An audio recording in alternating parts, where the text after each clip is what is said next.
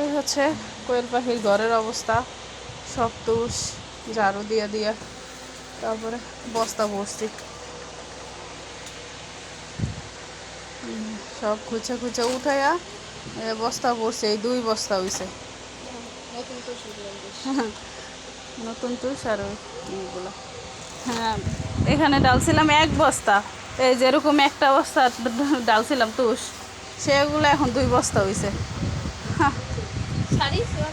আর এই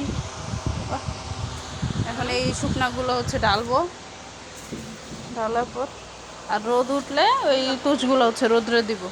আজকে বৃষ্টি পড়তেছে, আজকে আর হবে না। এই যে এখানে সিমেন্ট দিয়ে লিপতে হবে, এই যে পানি পইরা এখানকার তুষ, নিচের তুষগুলো ভিজে দিত, এখান তো গন্ধ বের হয়ে গেছে, কালো হয়ে গেছে। এই যে ভিজতে ভিজতে ভিজতে ভিজতে ভিজতে এই জায়গাটা একদম স্যাঁতসেঁতে হয়ে গেছে। এই সিমেন্ট না দিলে দরকার, কতগুলো সিমেন্ট লাগবে। এই যে এইখান দিয়েও পানি পড়ে, এই যে এইখান দিয়েও পানি পড়ে, যে ওই যে বাইরে বাইরে পড়ছে। এই 2 জায়গায় লিখতে হবে।